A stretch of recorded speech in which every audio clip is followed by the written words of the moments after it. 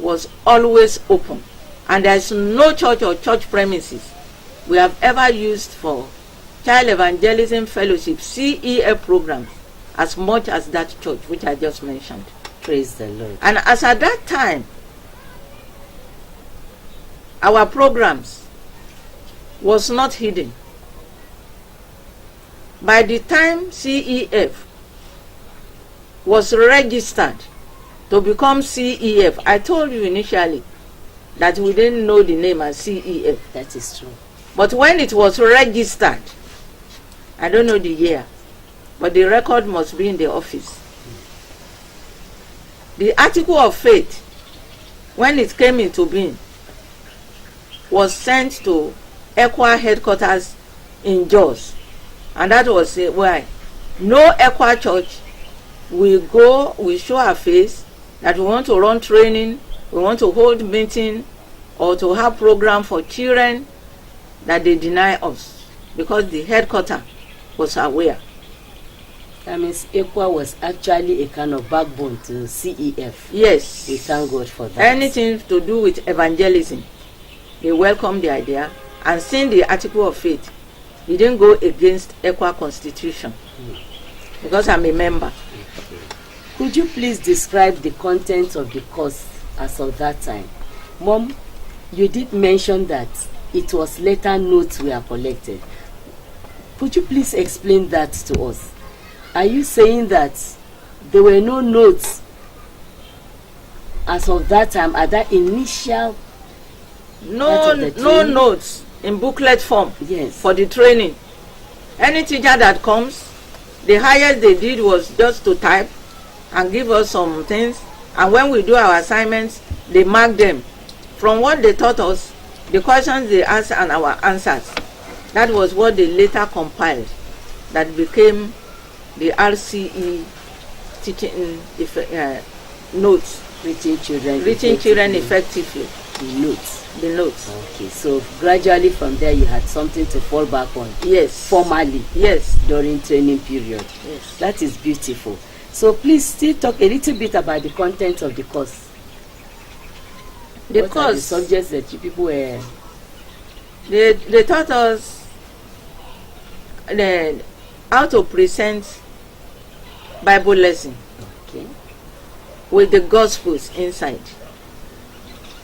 We emphasize whom God is as a creator, where he lives. God is love. John 3:16 was our anchor. We talk a lot about it. Sin, oh God, was dealt with seriously. They were talking about Christian children and non-Christian own, that is believers. Those who have received Christ, that in any group we are teaching children, either in Sunday schools, in the church, Good News Club, or any program, there will be Christian children believers and unbelievers. And our Bible lessons, the messages, we should talk to all of them. After the Bible lesson, when we reach the conclusion, the main thrust, the climax, the end of the story, any Bible story form in the form of a lesson teaching them, you challenge them, give them assignments to take home. You do invitation, those who want to receive Christ for the first time in their life, and how to lead them to Christ. So are we saying that basically the content focused more on Bible lesson more than any other thing, or it was just Bible lesson then that you people were looking at? Not just only Bible lesson, they teach us songs, even how to lettering, cursive. The rulers we were using was not the ready-made one. We bought cardboard paper, they told us the size, you cut it, everything we were using our own. We made small flannel bird. We will buy cartons, the size you want, which is a small portable one. You just put it under your armpit. When you go around for evangelism, you meet boys playing football on the pitch, You open it, you show them. They taught us how to make wordless book, and we had to go around bookshops to look for those colors. We buy flowered board material from the market and making it. There are so many prayer hands, gospel hands, invitation hands, to name a little. Assurance hand. In fact, I have assurance hand nearby here. We were buying cartons and open them so big that all over the town, in taxis that time, buses, we carry them. People really knew that we were doing trainings. That is wonderful, Mom. As you are talking, I'm just smiling to myself. You know why? Because you talk about the wordless book, you talk about the various colors that make up, yes. And now you are talking about hands that you people produce and carry inside vehicle, and everybody knows that this is a. Please, may I have that hand, Mom? Can you throw more light on this hand? Because so bogus, so big a visual that any child can see it from afar. Please just tell us a little. When you produce something like this, what exactly do you have in mind by the content of the course we are talking about? There's always a Bible verse. Like in this one, we have Hebrews chapter 13. These were some of the type of visuals we were making. And out of visuals like this that we made, they later reduced it in the notebooks that we are using now, teaching children effectively. Everything is in the teacher training books. So it's no longer stressful as it was for us that time. This is an assurance hand. I will never leave thee. Hebrews chapter 13 verse 5b. Any child you teach like that, if they see it like this, it goes a long way. And we give them sheets of paper to do it themselves, to put their fingers, their hands on the paper, trace it and write it. We used to buy photocopying papers or duplicating papers. It was not as expensive as it is today, so anyone you see you buy. And we use it in our Sunday school classes and good news clubs with children, which actually went a long way. Some homes, when you visit them, they hang it on the wall, and parents too started picking interest. So they don't hinder them from attending good news clubs in various homes. Thank you. Praise the Lord. This is really wonderful, Mom. It's wonderful because in our own days, we remember it as just a tiny little piece on that manual for us to use. We didn't know that this is how it has evolved. Listening to you, it's really very encouraging to see that the content of the course has actually improved from what used to be ordinarily an oral lesson to what has now been reduced into written form, so that anybody could pick it, read and understand. I'm just imagining how stressful it must have been for those of you who underwent that training at that early stage, listening, and whatever you have forgotten or is not able to have jotted down, you will not be able to pass your test on it. Unlike now that we have the manual, everything is written. If there's any segment of the lesson you have not understood, you could go back and read it for yourself again, and even ask teachers questions making reference to that particular point. We thank God for how it has actually evolved to its current status. Now, Mom, I want to ask this of you. What were the notable differences you observe in the course content? I don't mean now the issue of just it being in its oral form and now it is written. Is there any other thing that is of notable, is a notable difference actually that you notice as it was that time with what is now on ground? The notable thing I see that time, when we do the training, the trainees they start the practice from the training ground. Now we call it after course assignment, giving them 90 days. You start practicing it there. So from the training ground and the teachers, we were not so many that time, we follow them up. And some ways we do it amongst we the teachers. You know the teacher that comes from your area where you are living. So that teacher, they say, see mommy or daddy or brother so in your area. So they, when they have any problem, they quickly run to them for assistance. Things are more easier today. You collect a teacher's telephone number. If you are stuck, you just call them and they explain to you. And that time we were visiting one another, inviting your teachers when there is a program in your church, either to come and speak, either to come for promotional and other programs, children programs. Yes, Mom, you said something that excited my spirit.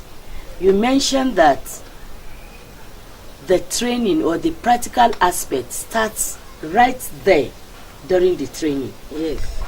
At one point when I was visiting with you, you spoke about even going out for evangelism using this wordless book. Now I notice that it's like on the training day, they just pair you up. But you were talking about in those days, people going out to share tracts during the period of the training. Yes. Can you please throw more light on that and its effect on you, those of you that were trained that time, as compared to what is on ground now? The time we were trained, it was like that. We started the practice during the training. But even when somebody like me in our group, we join them in teaching teachers, we make sure we will share them in any location the training is going on. Maybe 5 of you go to this street. As you see people around, by the time they come back, sharing with their wordless book, especially any area children normally gather to play football. So when they come back, teacher will say, wow, this thing is very effective. There was a time one elderly man came back, said he never knew in his life he can witness and preach Christ to others.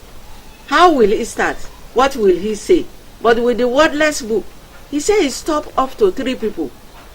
And when they saw it, they listened to him. So he came by and said, can you make a note on it now? The man said yes. And he did it. And he scored good mark. That's really interesting. So when we started, it was as good as that. Mom, would you suggest that during the period of the 2 weeks training that used to take place, that we take time out and really visit the neighborhood, putting into practice the use of this thing? Because it appears as if after training period, many people go back and relax. They don't feel that confidence of going out for evangelism. What would you like to say in the light of this? I will support it. That we started during the training. During the 2 weeks training, we can take 20 minutes or 30 minutes just to go out around the training venue and let them go and do it and come back and report. By the time they leave, they will enjoy it. Because wordless book is one of the assignments they normally give to them, and some Bible lesson, and how to teach memory verse. Like during our time, we just teach memory verse. We never knew which one was introduction, which one was this.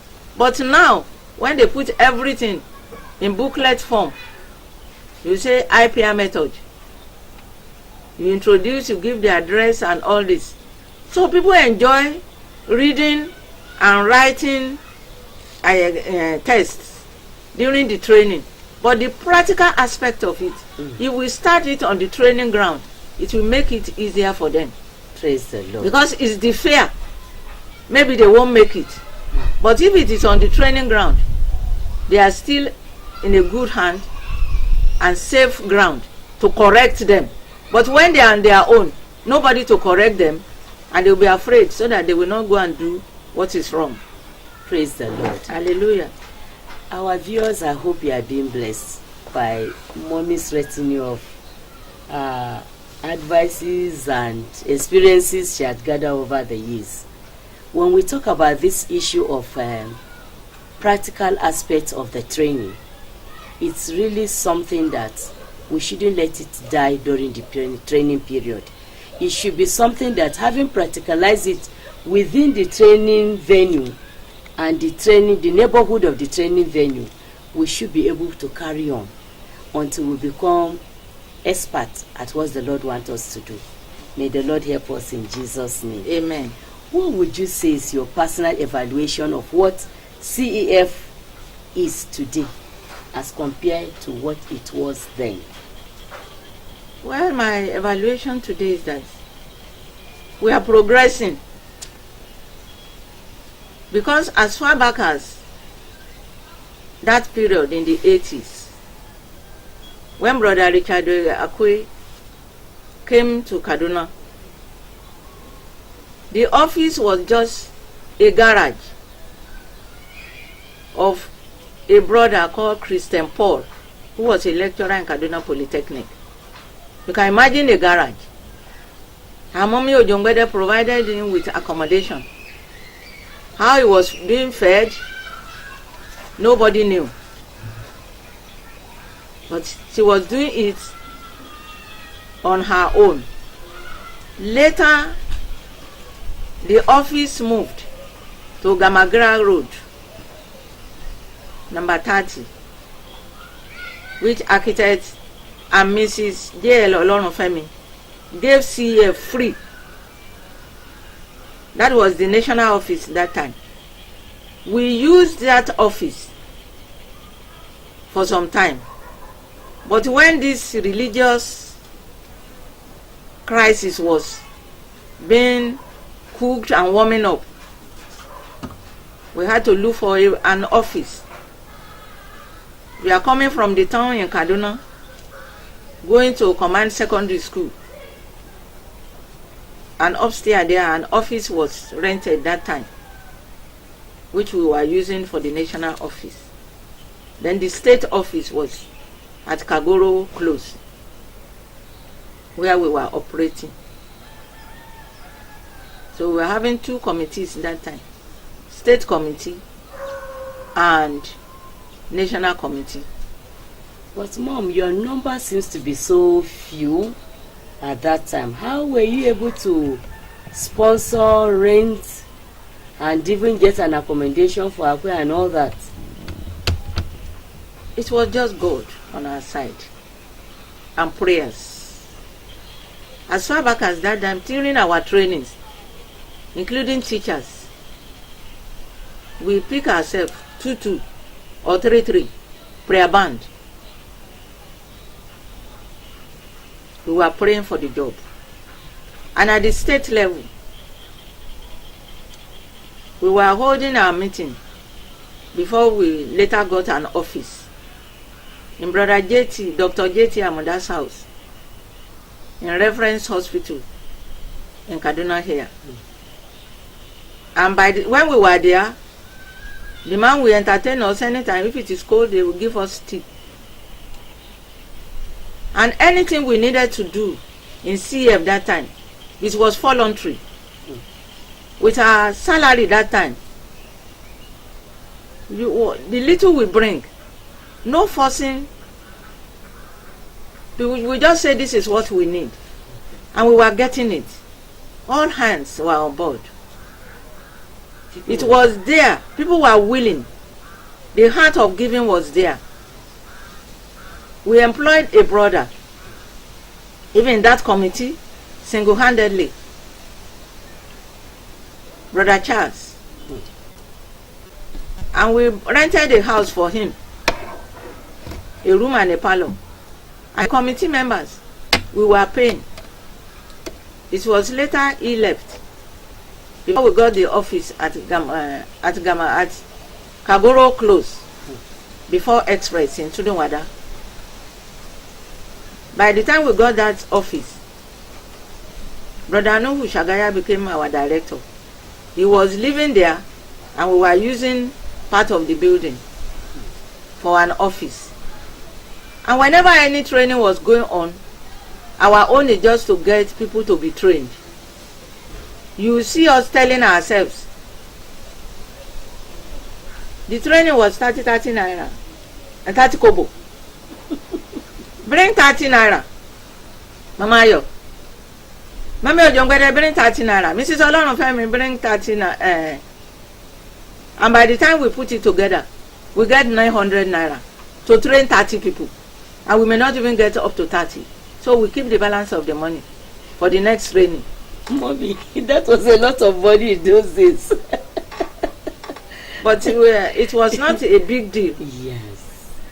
And we don't need to think about it. In fact, from what you are saying, my summary is that all God needs is a willing heart. If we are willing, there's nothing we cannot do for the Master. Provision will come. Yes. Even when you don't have, you will know what to do.